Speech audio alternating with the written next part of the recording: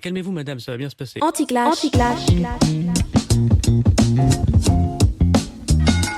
Je voudrais d'abord que vous vous calmiez, ce qui nous ferait plaisir. C'est rétrograde. Vous êtes dingue. Non, oui, je trouve ça normal que les gens puissent s'exprimer. Tu fais monter le racisme en France. De toute façon, vous ne m'écoutez pas, donc... C'est vous qui êtes dingue.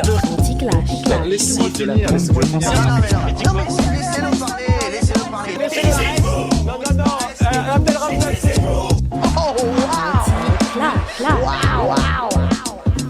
Bienvenue sur Anti-Clash, une émission qui va au fond des sujets polémiques sans tomber dans le clash. Une émission qui insuffle une culture du dialogue, même lorsqu'on n'est pas d'accord. Je suis Raphaël Tisblatt. Bonjour, je suis Olivier Fournoux. Alors aujourd'hui à Anti-Clash, nous allons parler politique écologique dans un contexte particulier. D'une part, nous sommes à quelques mois d'élections municipales en France et à 1 an et des poussières d'une élection présidentielle où évidemment les programmes sur les questions écologiques vont s'affronter. D'autre part, ces élections arrivent à un moment où l'expression « backlash écologique » circule largement dans l'espace public. Backlash, en anglais, signifie à la fois retour en arrière, retour de bâton, réaction. En gros, l'idée, c'est l'écologie politique en a trop fait, trop exigé des entreprises et des peuples. Elle a été trop loin sur certains dossiers et par réaction, backlash, l'écologie politique n'aurait plus la cote. Alors aujourd'hui, Anti-Clash, le choix que nous avons fait est d'aborder cette problématique en faisant dialoguer un point de vue de droite et un point de vue de gauche. Le champ que nous aimerions labourer avec nos invités est donc résolument politique. Qu'est-ce qu'une écologie de gauche? Qu'est-ce qu'une écologie de droite? Quels critères décident de l'un et de l'autre? Est-ce que face à l'urgence écologique, sur laquelle évidemment on pourra discuter, il n'y aurait pas lieu de conjuguer les énergies, qu'elles viennent de gauche, de droite ou ni de gauche ni de droite, si cela existe? Nous aimerions creuser les écarts entre les positions, les rendre aussi clairs que possible, les écarts mais aussi les éventuelles zones d'accord. Zones d'accord pour une action publique. Je pense qu'ici autour de la table on sera d'accord que là réside la noblesse de la politique, surtout en démocratie, s'occuper du public. Qu'allons-nous faire ensemble? Que vont faire ensemble, éventuellement, politiquement, nos invités, que nous vous présentons dans un instant et qui sont l'une et l'autre des élus de la République. Alors Fanny Bénard, bonjour. Bonjour. Vous êtes élue adjointe au maire du 18e arrondissement de Paris, chargée de la participation citoyenne, de la concertation sur les projets d'aménagement, de la vie associative et de la mise en œuvre du budget participatif. Vous êtes élue d'ouverture, représentant À nous la démocratie sur la liste des écologistes en 2020. Vous êtes cofondatrice et directrice générale de Buy Your Way, un cabinet de conseil spécialisé en développement durable pour aider les organisations à intégrer les enjeux sociaux et environnementaux dans leur chaîne d'approvisionnement. Vous êtes également co-délégué général de l'opération Milliard, qui est un mouvement qui vise à mobiliser 1 milliard d'euros pour financer des projets de transition juste, sociale et écologique. Olivier Blond, bonjour.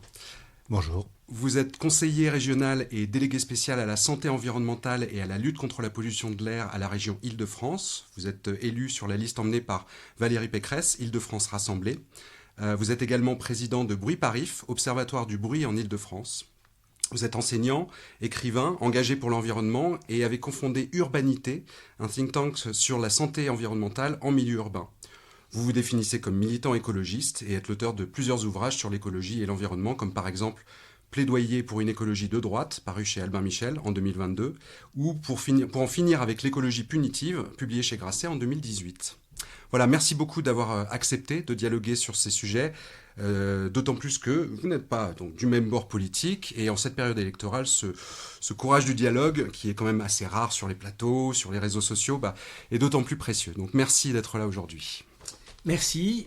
Première question, l'une et l'autre, qu'est-ce que pour vous l'écologie, à quel problème répond-elle et à quel point est-ce important, selon vous, aujourd'hui?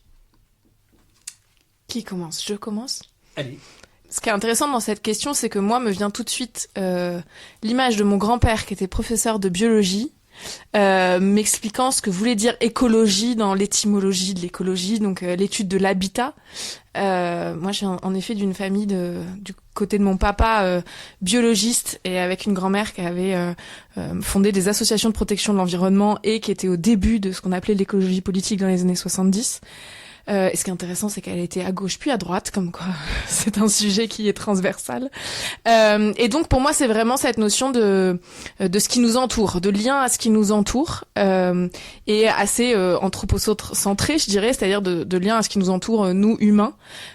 C'est pour moi vraiment la notion de comment on va protéger ces liens, ces relations au reste du vivant et du non-vivant. Et c'est pour ça que moi j'aime bien le lier quand même aux enjeux scientifiques, forcément aux enjeux environnementaux, et à un moment aussi à la politique, puisque l'écologie, ce lien avec notre habitat, notre environnement, ces écosystèmes dans lesquels nous vivons, ils doivent être protégés d'une façon ou d'une autre, et ça doit rentrer dans les politiques publiques. Olivier Blond. Bon, c'est une question difficile sur laquelle il y a des dizaines de livres qui ont été écrits, donc ce serait pas aisé à résumer. Mais ce que je vais prendre dans ce qui vient d'être dit, c'est la question de l'anthropocentrisme, parce que elle est cruciale. Jusqu'où on va ou on ne va pas dans cet anthropocentrisme. Il y a des courants de l'écologie deep, profonde, radicale, etc., qui sont misanthropes. Et il y en a qui sont beaucoup plus philanthropes. et moi, je me place d'une manière assez radicale dans une écologie philanthrope, parce que justement, et je reprends vos mots, il faut protéger ou sauver telle espèce, tel écosystème, tel enjeu écologique. La question, c'est au nom de quoi il faut. Et il y a plein de raisons. Certains vont invoquer des convictions religieuses pour dire que voilà, la nature nous a été donnée par Dieu et donc il faut la protéger. Il y a plein de manières de réagir. Moi, ma vision, donc très anthropocentrique, c'est de dire l'environnement, c'est le cadre dans lequel on vit. Sans cet environnement, on ne peut pas vivre. L'espèce ne peut pas perdurer. Et donc, il faut protéger les conditions de survie de notre espèce. Mais c'est vraiment très égoïste, en fait. Je caricature mon propre raisonnement, mais c'est assez égoïste. Et ça veut dire que, parfois, on peut accepter de sacrifier certaines espèces ou certains animaux ou certaines plantes, et que parfois, on va en encourager d'autres. Et je prends l'exemple qui a occupé un peu le débat à Paris, les rats. Alors les rats ne posent à peu près aucun problème sanitaire en France, mais c'est une espèce prédatrice. Elle tue, elle est responsable de la disparition d'un certain nombre d'oiseaux, puisque les rats mangent des œufs. Et dans certains cas, il faut dire, on va tuer les rats. Et moi, j'ai pas de problème à dire je suis pour tuer certains animaux, pas les êtres humains bien sûr, mais parfois il faut le dire parce que on considère que les animaux qui sont menacés par ces autres animaux, ils sont plus importants pour nous, notre univers. Donc voilà, c'est pas un amour inconditionnel ni de la nature, ni des animaux, ni des plantes. Évidemment, bien sûr, j'aime tout ça, mais c'est pas ça le fondement du raisonnement. Le fondement, c'est un intérêt bien compris de notre société. Est-ce qu'on essaye de creuser un petit peu ça encore ? Moi, ce que j'entends donc, c'est que pour Fanny Bénard, l'écologie, effectivement, serait plus attentive à ce qui se passe autour de nous, à être en lien effectivement avec notre environnement, donc l'environnement externe. Et ce que j'entends d'Olivier Blond, c'est plutôt prenons comme mesure, nous, notre capacité à survivre dans cet environnement. Est-ce que c'est bien résumé ? Est-ce que Fanny, est-ce que vous avez l'impression que cette manière de voir cette chose, l'écologie, ces deux différentes manières sont représentatives peut-être d'un clivage gauche-droite sur cette question ? Je ne sais pas si c'est représentatif. C'est représentatif de clivage dans les mouvements écologiques, ouais, c'est sûr. Ouais. Est-ce que c'est gauche-droite ? Je ne sais pas. Je pense que dans les mouvements écologistes, même de gauche, ces questions-là se posent en fait, de savoir au nom de quoi on va prendre des décisions. Souvent, on parle de « il n'y a pas de planète B, il faut sauver la planète », etc. Fondamentalement, la majorité même des politiques publiques aujourd'hui, elles ne servent pas à sauver la planète en tant que planète, mais en effet, l'humain et la place de l'humain et la survie de l'humain dans cette planète. Et même quand on parle aujourd'hui des conséquences du changement climatique, la majorité des exemples qu'on donne, c'est sur la vie humaine. alors qu'on fait face à une extinction en matière de biodiversité qui touche bien d'autres espèces que la nôtre. Et ça, c'est des clivages qu'on va retrouver en effet. Après, est-ce que c'est fondamentalement droite-gauche ? Je suis pas sûre, puisque c'est des débats qu'on va avoir, à mon avis, des deux côtés, sur c'est quoi le point central, c'est quoi la référence qui va faire qu'on va prendre telle ou telle décision. Et c'est vrai qu'aujourd'hui, c'est quand même très souvent les conditions de vie humaines, en fait. Même si, et c'est là qu'on va peut-être se différencier un peu, moi, parfois, je vais avoir des réflexions autour du fait de se dire que dans tous les cas, en fait, on vient déstabiliser des écosystèmes et qu'on ne connaît pas forcément les conséquences de ces déstabilisations, même au final, pour l'espèce humaine, puisqu'on est quand même tous interdépendants, quelles que soient les espèces. Donc, c'est pas un sujet si évident que ça à traiter. Olivier Blon, l'anthropocentrisme est-il de droite ? La dimension égoïste que vous revendiquiez en vous caricaturant un petit peu vous-même, est-elle plus de droite ou de gauche ? On va essayer de creuser les critères qui déterminent ça. En période d'élection, c'est important. Bon, je me suis effectivement auto-caricaturé, mais comme ça, on pose un sujet de débat. Je pense que... pourquoi est-ce que j'ai introduit cette distinction ? Parce que dans les politiques publiques, parce que c'est de ça dont on discute quand même, la question c'est au nom de quoi on les fait et en vertu de quoi on les juge. Parce que la question aujourd'hui de la politique... Il y en a beaucoup qu'on fait, évidemment. On est dans une crise majeure de la politique, évidemment, avec tout ce que ça peut avoir de terrible pour des gens qui sont passionnés par ce sujet-là et par l'action au service du commun et des citoyens. Mais l'enjeu aujourd'hui, c'est, à mon sens, qu'est-ce qu'une politique efficace ? Et en matière d'environnement, c'est super important parce qu'on a des enjeux. C'est vrai aussi en économie et en relations internationales, etc. Mais évidemment, il y a des enjeux mesurables en environnement. Et la question, c'est est-ce que les politiques qu'on propose ou qu'on met en œuvre, elles sont efficaces ? Est-ce qu'elles atteignent les objectifs qu'on affiche ? Et quels sont ces objectifs ? Puisque ce n'est pas toujours les mêmes. Et là, pour le coup, on peut rentrer dans, à mon avis, ce qui est aujourd'hui l'enjeu, parce qu'il y a, à mon sens, un consensus majeur aujourd'hui au XXIe siècle sur l'écologie, en tout cas dans notre pays. C'est que il y a un enjeu écologique, il faut essayer d'améliorer les choses, de régler les problèmes, il y a le réchauffement climatique, il y a la pollution, il y a tout ça. On n'est plus, comme au XXe siècle, au temps des lanceurs d'alerte. Enfin, on l'a passé.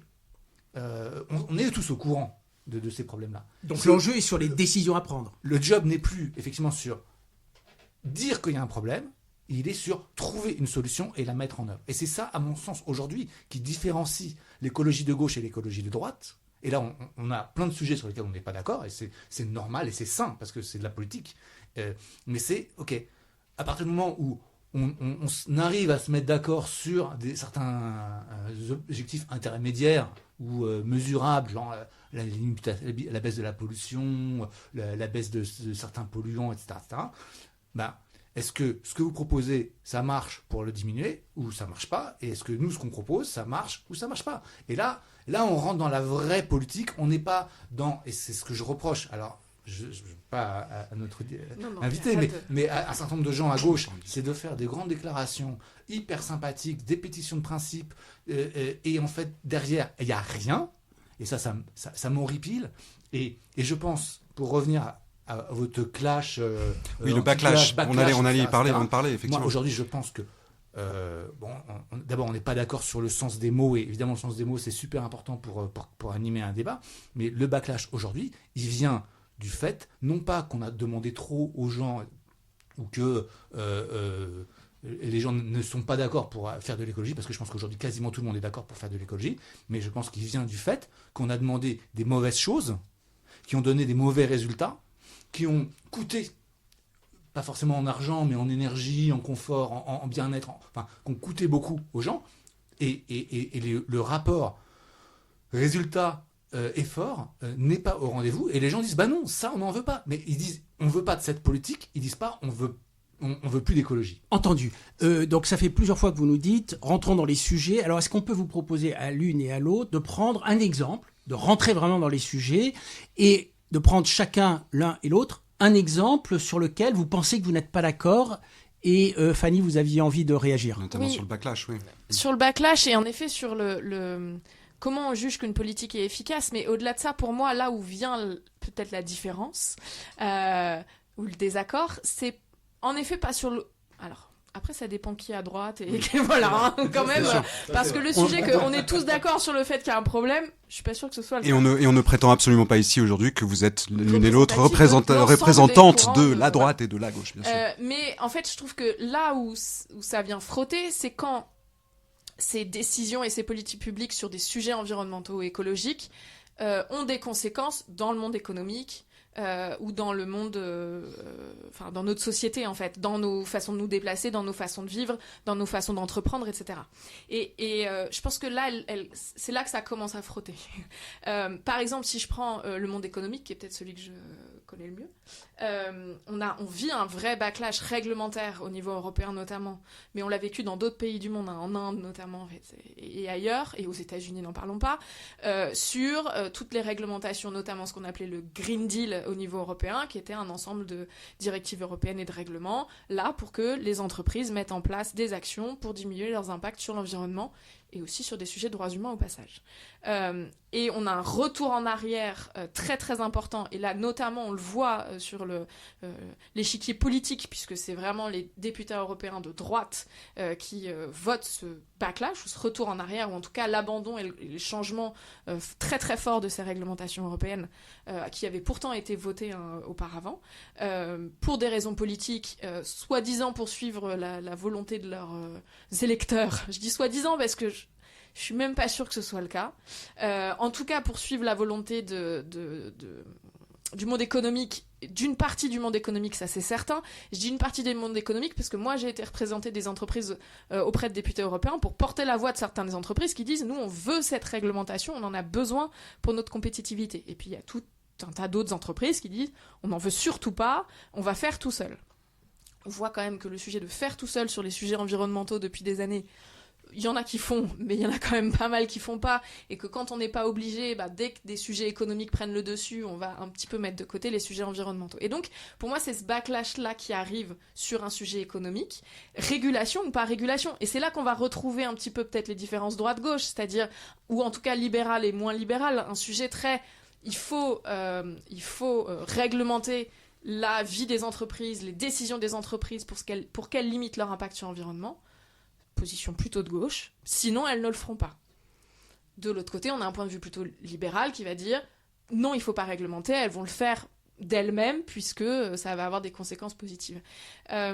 C'est là qu'on va avoir un désaccord. Moi, je pense qu'il faut réglementer. Je pense qu'on voit l'avantage de ces réglementations. Les entreprises ont diminué leurs émissions de gaz à effet de serre, ont pris des engagements énormes pour s'aligner avec l'accord de Paris grâce aux réglementations, grâce aussi à la pression des investisseurs, un petit peu grâce à la pression des consommateurs et des citoyens, mais c'est peut-être pas la plus forte, grâce à la pression des ONG aussi. Mais tout ça pousse vers une réglementation et un cadre, et c'est dans ce cadre du jeu qu'on fonctionne. Et ce backlash sur les réglementations, on l'a vu énormément, et là on a vu le clivage droite-gauche au Parlement européen, clairement, entre la droite et l'extrême droite qui ont voté pour la dérégulation, quand la gauche vote pour la réglementation. Mais alors, juste, parce que là, Fanny, vous êtes allée un petit peu plus loin que notre question. Là, déjà, sur le backlash et l'origine du backlash, Olivier Blonde disait, finalement, ce qui provoque aussi parfois le backlash, c'est ce qu'il appelait le dogmatisme de certaines décisions, le fait qu'on n'a pas forcément mesuré, pris le soin de vérifier que telle ou telle mesure et telle ou telle réglementation, notamment, était efficace ou pas. Vous dites, on est revenu en arrière sur les réglementations. Apparemment, c'est peut-être même pas pour satisfaire les électeurs, mais pourquoi est-ce qu'on revient en arrière ? Qu'est-ce qui fait que on a voulu revenir en arrière ? Est-ce que c'est aussi par dogmatisme, selon vous, ou est-ce qu'il y a d'autres choses ? Je vais laisser Olivier répondre après, mais pour moi, c'est une forme de dogmatisme, et en fait, pour moi, c'est plutôt un sentiment... Alors, comment dire ?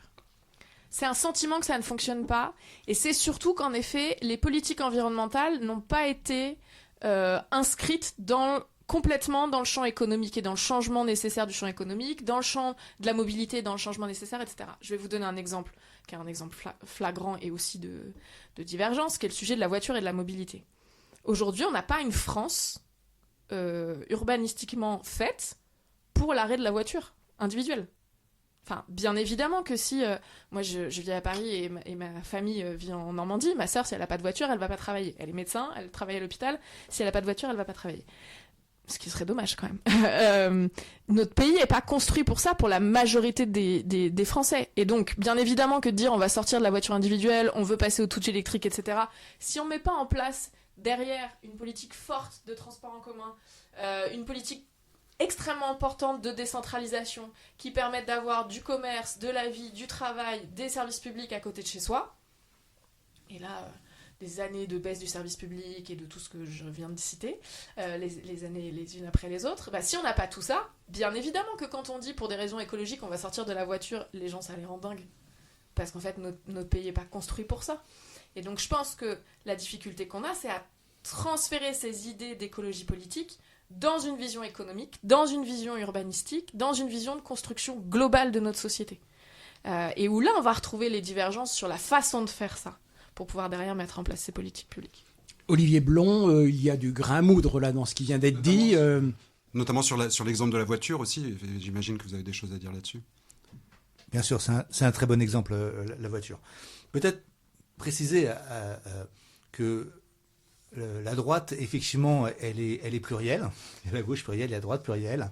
Et que la question du libéralisme partage aussi la droite. Évidemment, globalement, et les représentants, notamment au Parlement européen, sont en gros des gens de la droite libérale. Mais il y a une droite pas libérale, il y a une droite centralisatrice. Il y a l'histoire politique, elle est riche et variée. Mais en tout cas, je me réjouis d'entendre un certain nombre de choses que vous avez dites et qui sont, à mon sens, importantes, effectivement, en particulier la nécessité d'intégrer la dimension économique aux décisions écologiques. Ça, c'est absolument indispensable. Et pour revenir sur la voiture, parce que c'est le meilleur exemple.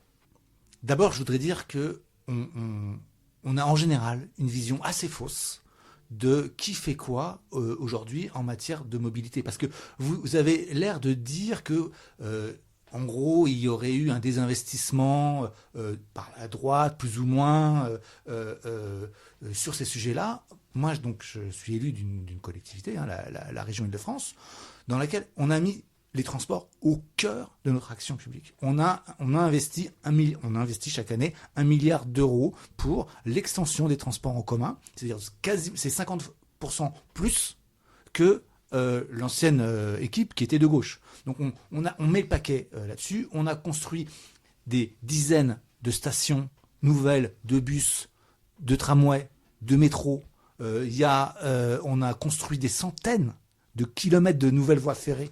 On a changé la plupart des matériels roulants par exemple, en passant le plus grand appel, alors je ne sais pas le terme exact, la plus grosse commande de bus électriques au monde, à une époque où la précédente équipe, donc de gauche, avait acheté des bus diesel. Nous, on a dit non, stop les bus diesel.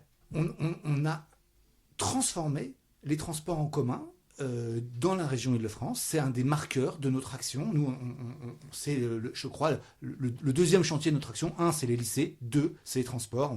Et on est très, très, très fiers de tout ça. Et ce qui est fou, c'est que dans la discussion sur la question de la mobilité et de la voiture, qui est absolument essentielle, on apparaît comme des gens, justement, qui défendons la voiture individuelle, alors que nous sommes ceux qui finançons et qui déployons le plus les transports, oui, en Île-de-France. Non, mais je parle d'où je suis, et en Île-de-France, on est absolument exemplaire. On fait plus que toutes les majorités de gauche qui nous ont précédés.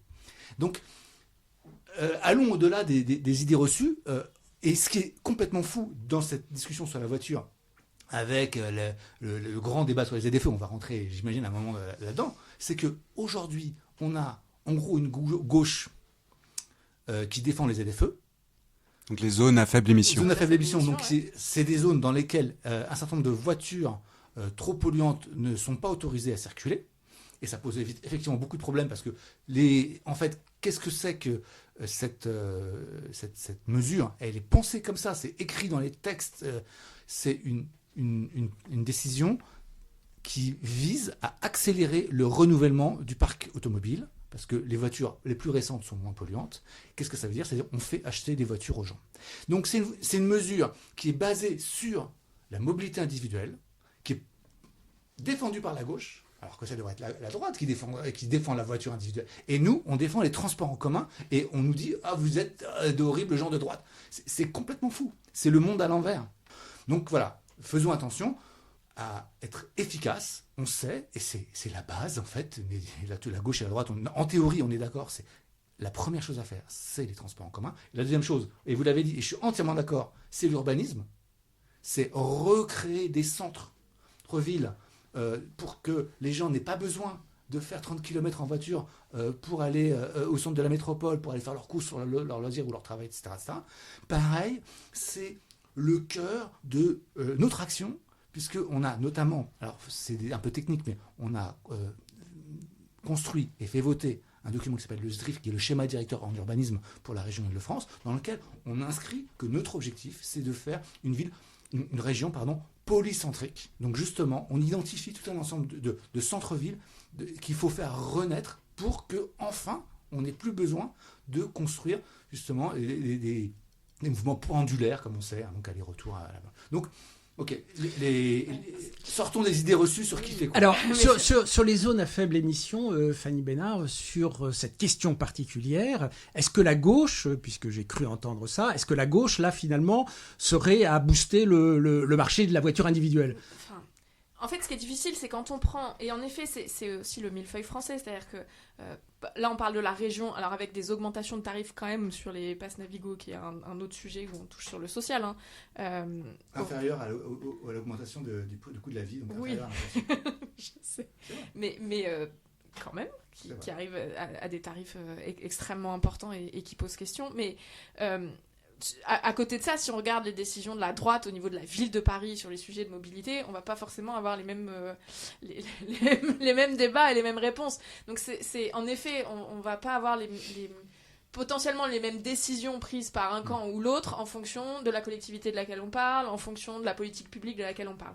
Sur les zones à faible émission, le sujet c'est comment globalement on va permettre d'avoir des zones qui vont être plus libres de la pollution atmosphérique, du bruit aussi, puisque la voiture, ou en tout cas la circulation de ces véhicules, ça crée du bruit, et donc on va avoir des endroits où on va pouvoir mieux respirer globalement et aussi émettre moins. Ça a comme conséquence le fait d'obliger à changer en effet sa voiture ou à se déplacer autrement, et c'est pour ça que le sujet pour moi est pas zone à faible émission égale voiture à changer, mais plutôt zone à faible émission accompagnée de transports en commun égale meilleure vie pour tout le monde. Et donc, c'est ça aussi comment, sur ces sujets qui sont liés les uns aux autres, interdépendants les uns des autres, la mobilité, c'est pas que la voiture. Le sujet de me déplacer d'un point A à un point B, c'est pas est-ce que j'ai une voiture pas polluante ou une voiture polluante. Mon sujet, c'est est-ce que j'ai un moyen le moins émetteur possible qui m'est mis à disposition, notamment idéalement dans un service public, pour pouvoir me transporter d'un point A à un point B. Peut-être que sur une courte distance, je peux prendre un vélo. Peut-être que sur une moyenne distance, je vais pouvoir prendre du covoiturage avec mon voisin qui a une voiture plus récente que la mienne et donc circuler dans la zone à faible émission. Et peut-être que parfois, ça veut être qu'en fait, je vais avoir besoin de changer de voiture. Mais je dirais que normalement, ça doit être la dernière des solutions, en fait, de se dire que je vais prendre ma voiture individuelle. Et donc, c'est comment on repense ces sujets-là de façon beaucoup plus globale et qu'on n'oppose pas, par exemple, ZFE égale voiture individuelle. ZFE égale peut-être plein d'autres façons de se transporter et de traverser ces ZFE. Une chose importante sur les ZFE, c'est que le discours de la gauche a changé. Parce qu'il y a eu tellement aujourd'hui d'opposition que maintenant, évidemment, heureusement, et c'est une bonne chose, quand la gauche parle de ZFE, elle dit oui, évidemment, il faut mettre des mesures d'accompagnement. Ce qui n'était pas présent dans les premières versions de ces projets. Mais ce qui est super important de dire, c'est que on a fait de la ZFE une sorte de symbole de la lutte contre la pollution de l'air. Or, la ZFE est complètement périphérique, pour faire un mauvais jeu de mots, au débat. Les chiffres de Airparif, donc qui est l'observatoire de la qualité de l'air en Île-de-France, ils évaluent à environ, ça dépend, entre 7 et 14% l'effet des ZFE sur l'amélioration de la qualité de l'air en Île-de-France, selon qu'on regarde tel ou tel polluant. Qu'est-ce que ça veut dire ? Ça veut dire qu'entre 93 et 85% de l'amélioration constatée sur la qualité de l'air n'est pas liée aux ZFE. Qu'est-ce que c'est ? C'est 85 environ autres, c'est les transports en commun, c'est le vélo, c'est l'amélioration des motorisations, c'est les changements des usages, c'est plein de choses. Et pourquoi donc est-ce qu'on nous rabâche les oreilles avec ce truc-là qui est en fait marginal par rapport aux enjeux réels de lutte contre la pollution de l'air. Et si on pose la question, en tout cas moi je donne une réponse, c'est que c'est génial, c'est un outil pour générer du clash. Alors là, on est vraiment dans votre truc, c'est trop facile, parce que là, il y en a qui peuvent être pour et il y en a qui peuvent être contre, et la mairie de Paris, elle a un talent, on va dire, pour essayer de pousser la droite dans les cordes du ring et la faire passer pour des gros réacs pro-voiture, etc. Donc dès qu'elle peut instrumentaliser, créer du clash, etc., elle le fait, et la ZFE, c'est la bonne manière de le faire de son point de vue, mais en termes d'écologie, c'est pas là où c'est important. Et donc, on a complètement faussé les bases du débat. Alors, moi, j'aimerais rebondir sur une toute petite zone de discussion que vous avez entre vous deux. Fanny a dit, les zones à faible émission, eh bien, ça peut se reporter sur les transports en commun. C'est-à-dire que les transports en commun vont bénéficier aussi de la mise en place de ces zones à faible émission. Et donc, Olivier Blon, est-ce que ça, vous pouvez l'entendre, que finalement, les zones à faible émission peuvent aussi faire que les gens prennent plus les transports en commun et donc que ça bénéficie aux 85% d'amélioration de l'air dans Paris. Autrement dit, c'est pas tout à fait blanc-noir, c'est-à-dire que les zones à faible émission bénéficient aussi aux transports en commun. Est-ce que ça, vous pouvez l'entendre ? Mais on peut tout entendre, c'est pas un problème. Non, mais ça précisément. Mais c'est une erreur de raisonnement ce que vous faites. Parce que l'enjeu, si on veut améliorer l'usage des transports en commun, augmenter l'usage des transports en commun au détriment de l'usage de la voiture, pour y arriver, il faut identifier quelles sont les causes qui font que les gens ne prennent pas les transports en commun et qui prennent leur voiture. Et c'est pas du tout vérifié dans les faits que interdire la voiture, ça va être la bonne manière pour faire prendre aux gens les transports en commun. Ça semble logique, mais ça ne l'est pas. Quand on a fait des études, on regarde sur les enjeux justement du report modal, comme on l'appelle, donc du passage de la voiture au transport en commun. On fait des sondages à grande échelle au niveau de l'Île-de-France. Et on demande aux gens pourquoi est-ce qu'ils prennent leur voiture, pourquoi est-ce qu'ils ne prennent pas les transports en commun. La première raison, on pourrait imaginer, la gauche pourrait dire, c'est le prix. C'est la 7e raison. Parce que, en fait, le prix n'est pas un enjeu en général sur le transport modal. Parce que de toute façon, la voiture coûte beaucoup plus cher que les transports en commun. Donc, si les gens prennent la voiture, ils savent que c'est trop cher. C'est pas 5 € sur le prix qui font un impact. Et il y a plein d'études, on pourrait discuter. La gratuité dans les transports, à l'échelle d'une ville comme Paris, d'une zone urbaine comme Paris, c'est une fausse bonne idée. On pourrait dire que c'est tout ce qui est parking, etc. Mais en fait, ça vient loin derrière les premières raisons qui sont le confort, la praticité, la régularité, en fait, la qualité de l'offre. Qu'est-ce qui fait que les gens prennent les transports ? C'est pas qu'ils n'ont pas de voiture, parce qu'il y a plein de gens d'ailleurs en banlieue qui ont de la voiture et qui parfois prennent les métros, ou parfois ils ne prennent pas. C'est que justement, il y a un métro, par exemple, ou un bus, ou un tramway, qui est pas loin de chez eux, qui est pratique, qui les amène là où ils veulent, etc. Et c'est ça l'enjeu. Et donc, nous, quand on a compris ça, on a dit, si on veut renforcer l'usage des transports en commun, qu'est-ce qu'on fait ? On va renforcer les transports en commun. On va construire des nouvelles stations. On va augmenter les horaires. On va améliorer la qualité des rames. On va mettre aussi des caméras et augmenter la sécurité dans les rames parce que c'est un problème. Enfin, on va faire plein de choses pour améliorer l'offre. Et Fanny Bernard, est-ce que ça, vous pourriez finalement agréer à ce qui vient d'être dit ? Sur le fait que les gens prennent les transports en commun. Mais sur les améliorations du... voilà. Mais non, mais c'est sûr que plus ce sera confortable, pratique, plus il y a de la fréquence, plus, bien sûr qu'en effet, plus on prend les transports en commun. Mais moi-même, je fais du vélo, pas que parce que je suis écolo et que j'ai un vélo, mais parce que c'est aussi parfois beaucoup plus agréable que de prendre la ligne 12 le matin pour aller de chez moi à Jules Geoffrin jusqu'à mon bureau. Après, à la ville de Paris, il n'y a pas que cette histoire de... Enfin, je veux dire, il y a plein d'autres choses qui ont été faites. Enfin, c'est pour ça que je voudrais pas qu'on caricature uniquement la mobilisation de la ville de Paris uniquement sur les ZFE, mais les rues aux écoles, les rues aux enfants, la multiplication des pistes cyclables sécurisées qui permettent aujourd'hui quand même pas mal de se déplacer dans Paris de façon sécurisée à l'écart des voitures. Enfin, tout ça, c'est quand même aussi des choses qui font que c'est aujourd'hui facile de vivre à Paris sans avoir de voiture. Et d'ailleurs, la majorité des Parisiens n'ont pas de voiture et on s'en sort bien comme ça aussi.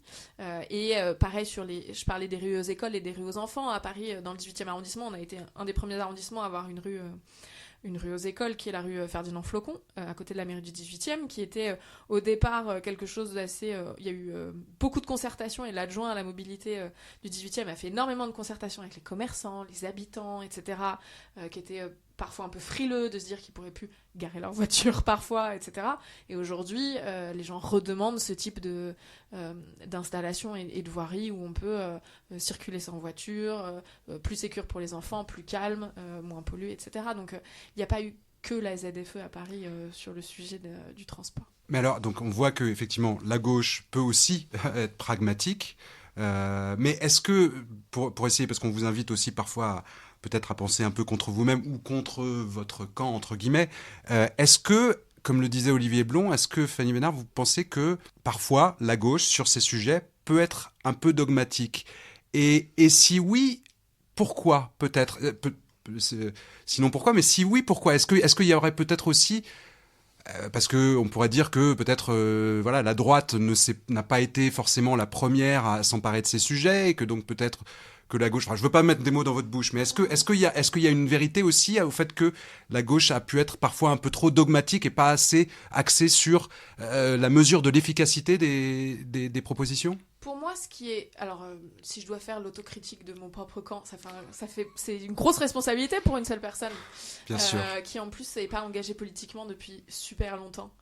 En fait, je vais relier un peu à ce que je disais tout à l'heure. Je pense que là où on pêche peut-être, c'est la traduction de ces idées ou de ces dogmes, si on veut, sur les sujets environnementaux ou écologiques, dans... la pratique économique ou dans la pratique technique, j'ai envie de dire, ou dans les conséquences que ça va avoir. C'est-à-dire que là, on parle du sujet du transport, mais moi, mon monde est plutôt sur le sujet de l'entreprise, mais aussi, par ma formation, le sujet de l'agriculture. Et que, qu'est-ce que ça veut dire concrètement changer, par exemple, les pratiques des entreprises ou changer les pratiques agricoles si on ne vient pas derrière transformer la totalité, en fait, de ces mondes-là. Là, ça peut paraître parfois dogmatique. C'est-à-dire qu'aujourd'hui, si on dit il faut une agriculture bio, régénérative, etc., mais tout en ayant des modes de consommation et de fonctionnement qui sont les mêmes qu'avant, il y a un moment, ça coince. Si on dit aux entreprises que la seule chose qui les drive, c'est la rentabilité, et la croissance infinie, et qu'à côté de ça, on leur met des limites dans tous les sens sur les sujets environnementaux et sociaux, il y a peut-être un moment où ça frotte. Et peut-être que là où on n'a pas été assez loin à gauche ces dernières années ou décennies, et ça change, puisqu'aujourd'hui on a des économistes de gauche qui commencent à travailler sur ces sujets-là, et puis des gens qui, comme moi, vont travailler ces sujets-là dans l'entreprise, c'est la transformation pratique et pragmatique de ce que ça veut dire en termes de conséquences sur les filières ou les pans de la société dont on parle. Et c'est peut-être ça qui fait que parfois on peut parler d'écologie punitive ou de dogmatisme. C'est-à-dire comment... C'est pas l'idée de base qui est mauvaise, et ça par contre je continue à le penser, c'est comment ça se traduit concrètement et comment on change les autres pans, en gros, qui sont pas juste l'écologie ou l'environnement, pour que ça puisse évoluer globalement vers quelque chose de bénéfique. Si je dois faire une autocritique, c'est peut-être ça. Olivier, on va pas laisser Fanny seule à faire ce petit exercice d'autocritique, de penser contre son camp. Notamment, je me demandais, est-ce que vous vous dites que voilà, la région Île-de-France fait beaucoup de choses sur tous ces sujets, mais globalement aussi dans votre grande famille élargie de la droite, est-ce que vous vous sentez pas aussi parfois un peu peut-être seul ou peut-être avant-gardiste en fait sur ces sujets-là, sur le sujet de l'écologie de droite? Alors c'est sûr que l'écologie à droite, c'est pas le sujet le plus porté. On est bien d'accord. Et parfois, je dirais pas que je me sens seul, mais effectivement, on n'est pas nombreux, pas assez nombreux à pousser ces sujets-là. Et en même temps, et c'est pour ça que j'ai écrit des bouquins, c'est pour essayer justement de mobiliser d'une certaine manière le camp de la droite sur ces thématiques. Et il y a plein de raisons. Plein de raisons que j'ai évoquées dans mes livres là-dessus, mais on peut en citer quelques-unes. La première, c'est une raison historique. Les années 60-70, il se met en place une hégémonie de la gauche sur l'écologie, même plus fortement encore en 90 avec Voynet, etc., qui ancre les Verts à gauche, alors qu'avant, Wechter, c'était ni gauche ni droite. Et donc elle va ancrer ça, et elle va transformer le parti qui deviendra ELV sur cette ligne. Il y a des enjeux évidemment économiques où il y a toute une partie du monde économique qui perçoit d'un œil négatif des contraintes administratives, des contraintes sur la production, etc. C'est vrai évidemment, et ça existe. Et il y a une partie du monde économique qui est favorable, et il y a une partie du monde économique qui n'est pas favorable. C'est réel. Et puis il y a pour moi un mot important qui est le Grenelle de l'environnement. Donc c'est Nicolas Sarkozy qui fait cet acte complètement fou à l'époque de justement mobiliser l'ensemble de la société. C'est un président de droite évidemment sur ces sujets-là pour faire finalement la grande transformation écologiste du pays par la droite. Alors et on sait que ça finit mal. Donc avant d'arriver à la fin, il faut rappeler quand même que donc c'est Sarkozy, président de droite, qui fait le Grenelle. C'est Jacques Chirac qui inscrit la charte de l'environnement dans la Constitution, président de droite.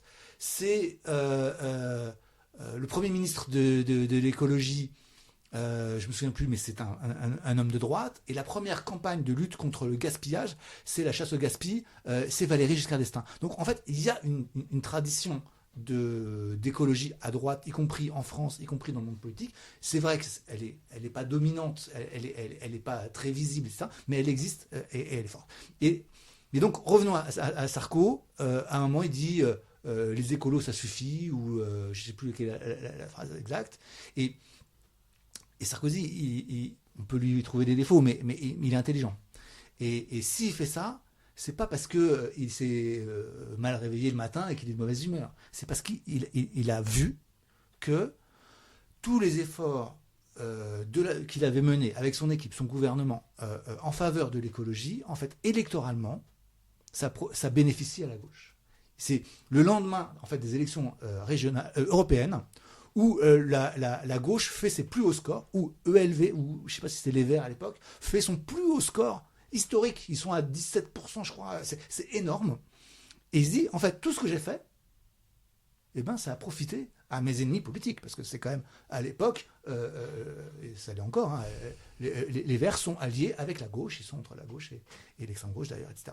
Donc il dit, ça marche pas.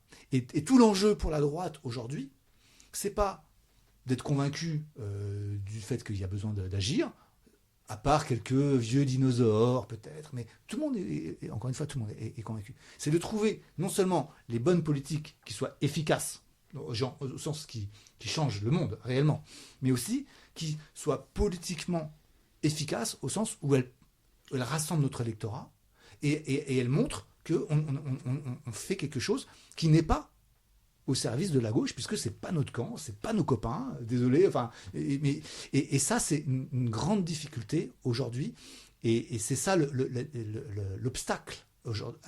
Mais si on a des gens qui s'en donnent les moyens, et encore une fois, je prends l'exemple que je connais, qui est celui de l'Île-de-France, avec une présidente de région, Valérie Pécresse, qui a quand même été candidate au présidentiel. Alors, elle a fait un mauvais score, on est d'accord, mais qui a été la candidate de la droite, de toute réunie. C'est quelqu'un qui est absolument convaincu de l'importance des idées écologiques et écologistes, et qui fait et qui a autour d'elle une équipe de gens qui connaissent bien les sujets et qui les manient depuis des années.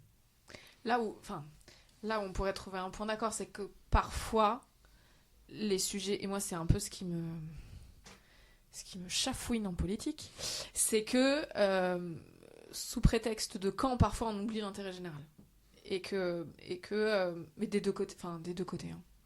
Et je crois savoir qu'en tout cas, en ce qui vous concerne l'un et l'autre, vous êtes effectivement aussi dans ce positionnement de faire avancer certaines idées au sein de vos propres camps respectifs.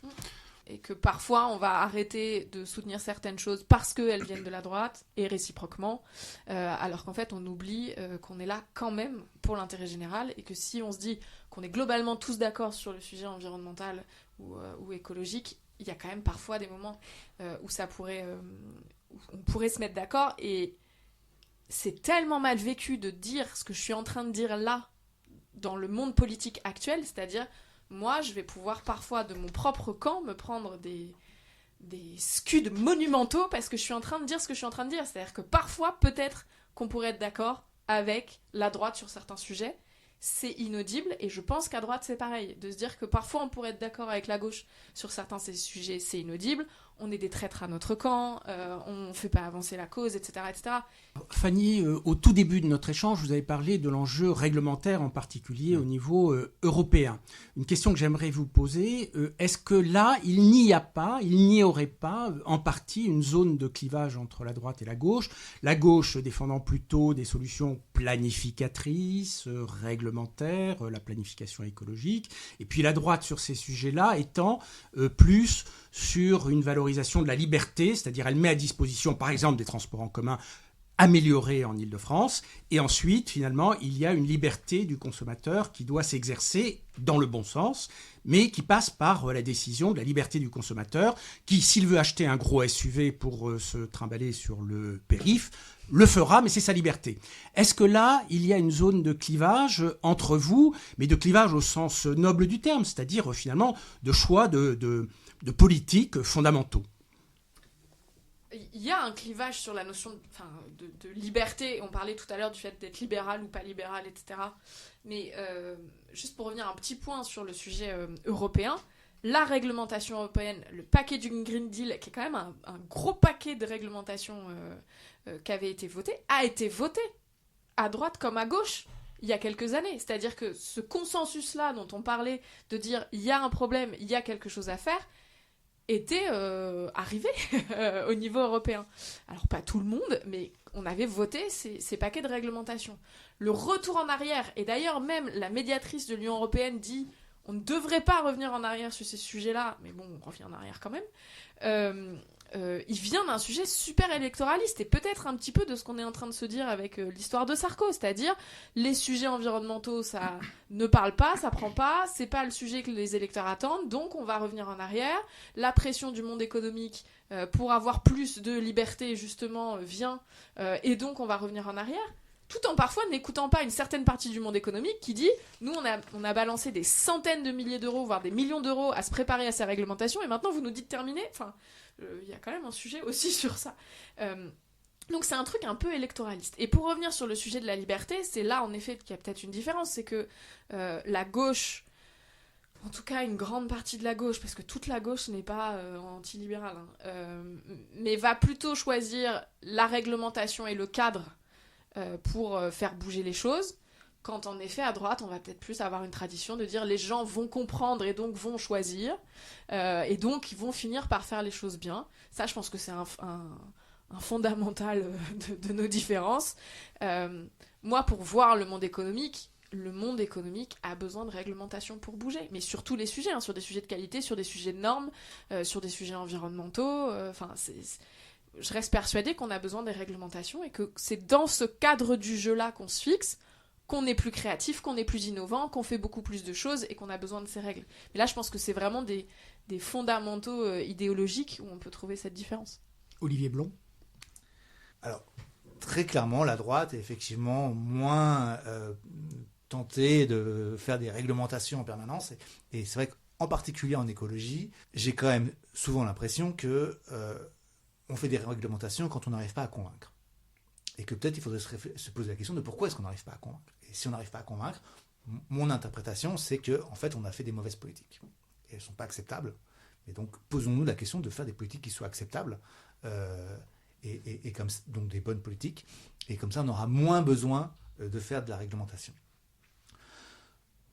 Mais, pour ce qui se passe actuellement et ce qui s'est un peu passé en Europe, alors moi je suis beaucoup moins expert des questions agricoles, donc je vais parler en généralité, mais l'idée que la réglementation pose un cadre à l'intérieur duquel, justement, il y a une activité économique qui peut se développer, ça on est d'accord.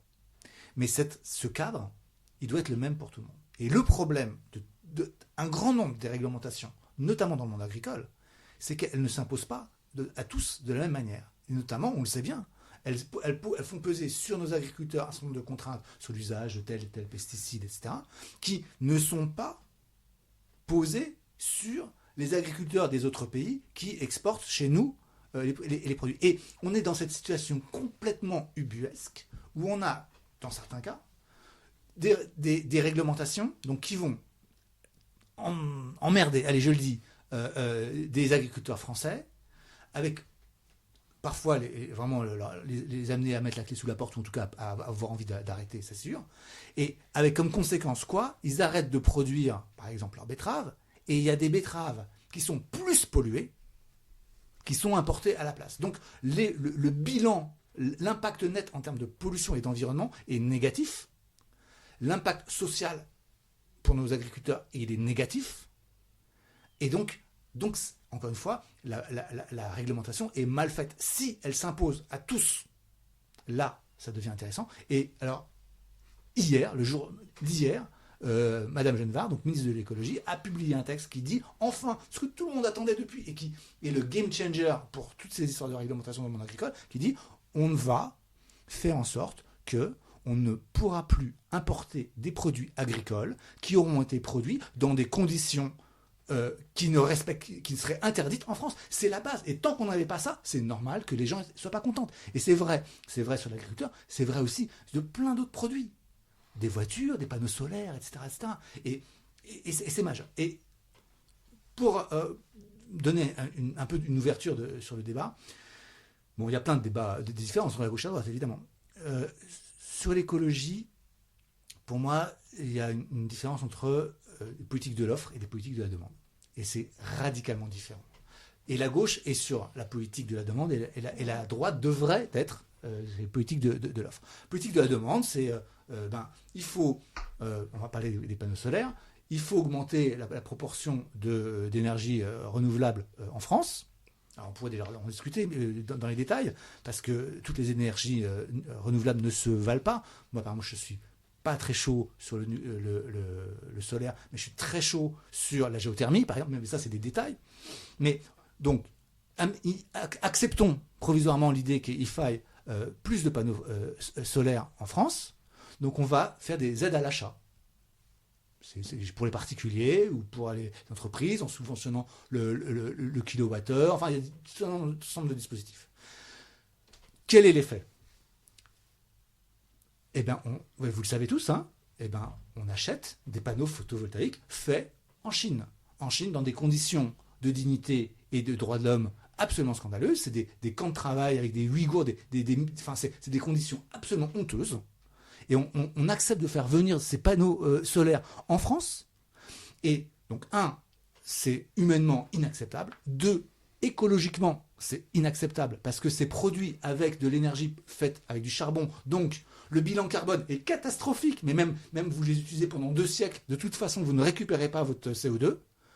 Et 3, vous tuez votre économie locale, parce qu'avant, on avait des entreprises qui produisaient des panneaux photovoltaïques en Europe et en France. Elles ont toutes coulé, sauf une. Toutes. c'est quand même complètement con.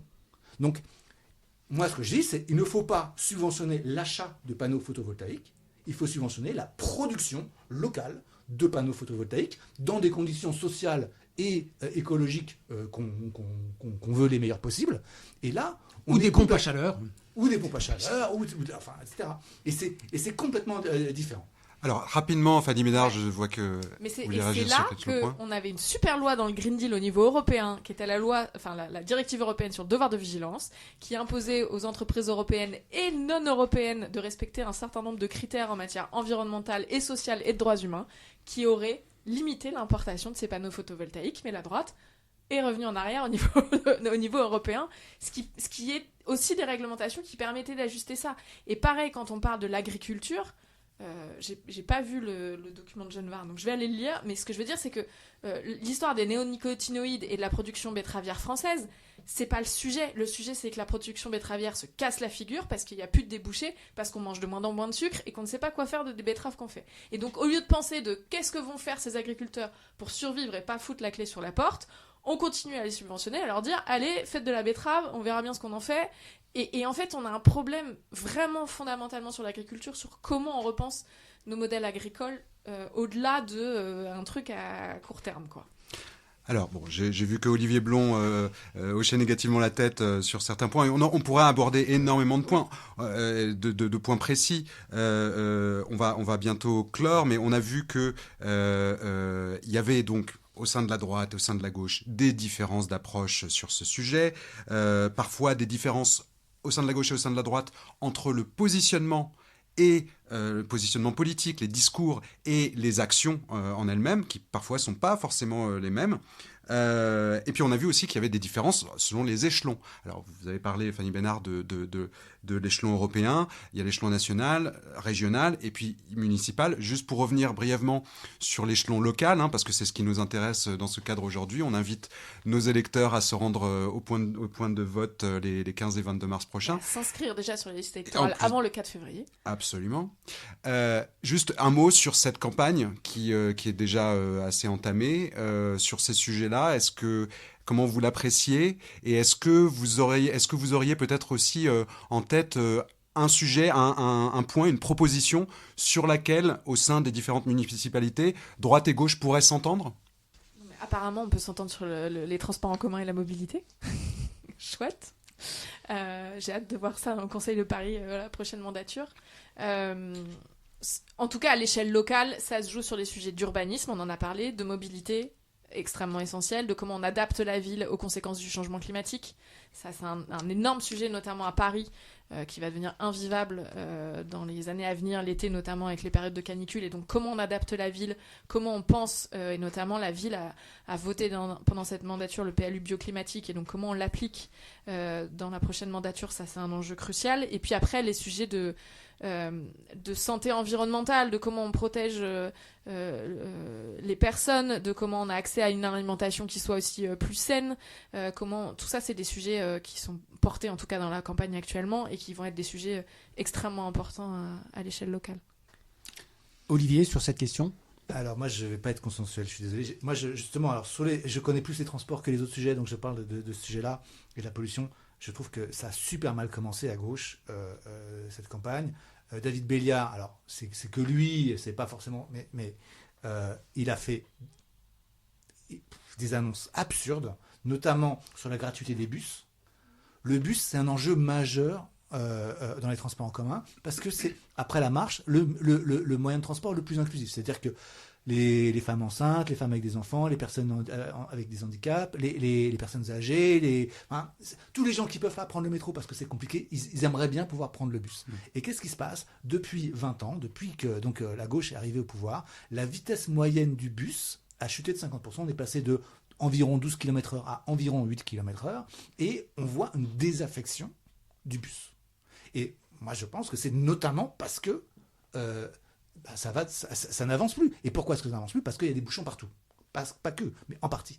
Et David Béliard, il prend ce sujet du bus qui est hyper important, qui est vraiment un sujet de vivre ensemble. Et il dit, ok, pour résoudre le problème du bus, on va faire la gratuité sur le bus. Ce qui est débile, encore une fois, ce n'est pas ça la réponse.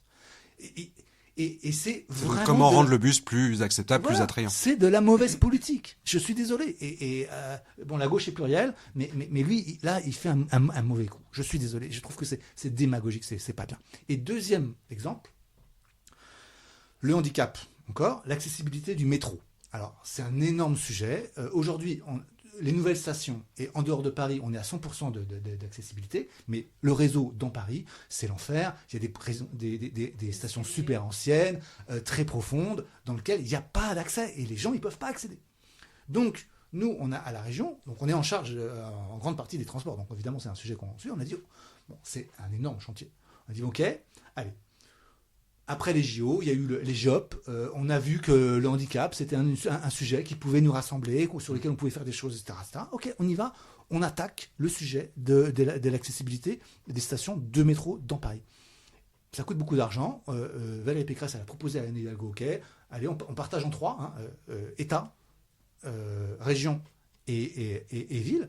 Et Hidalgo, elle a eu des mots, mais ahurissant en disant mais cette histoire c'est pas mon problème, j'ai pas c'est une question d'argent derrière, et on sait que les comptes de la ville sont en une situation catastrophique, mais enfin c'est ahurissant parce que ça devrait nous réunir.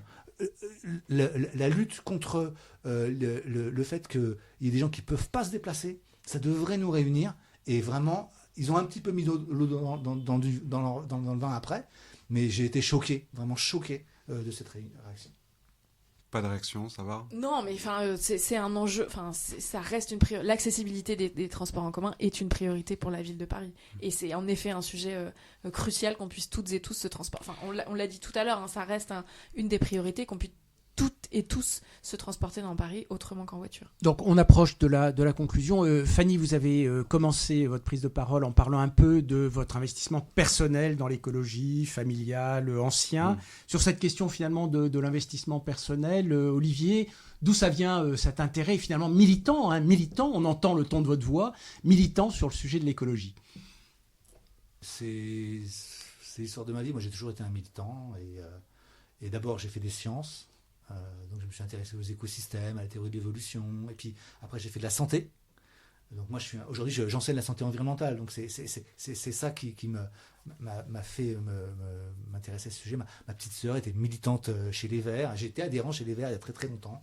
Je suis parti très vite pour plein de bonnes raisons, je pense, mais je pense que et c'est ça aussi quand je parlais de vision égocentrique ou anthropocentrique.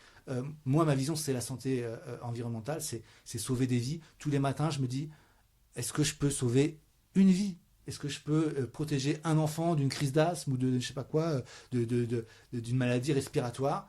Et si j'ai fait ça, moi, j'ai gagné ma journée, et je sais que en fait, j'y arrive, pas tout seul, collectivement, et d'ailleurs pas que la région, il y a aussi les autres collectivités, et même la mairie fait un petit peu des choses quand même parfois,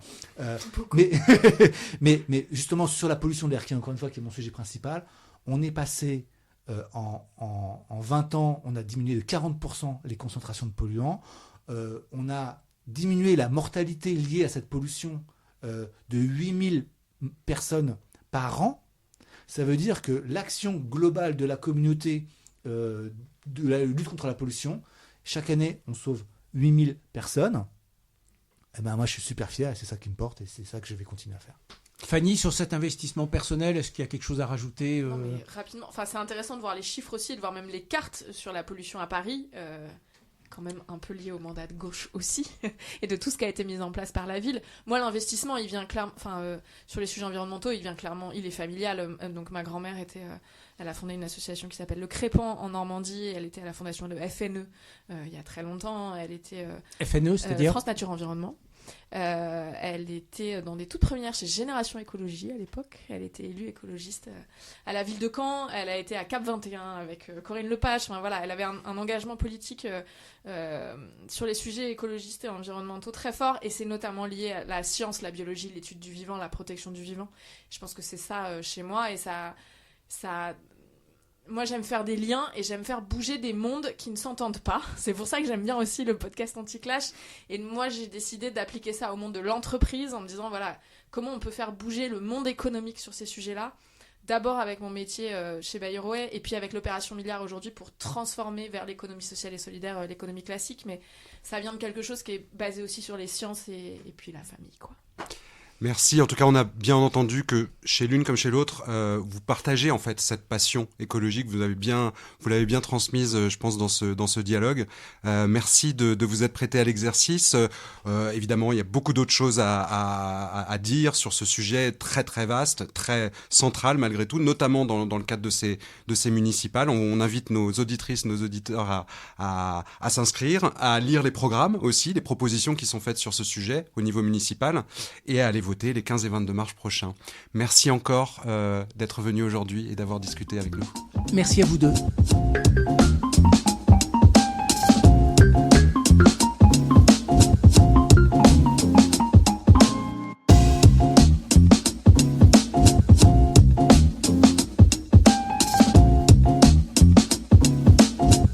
Anti-clash.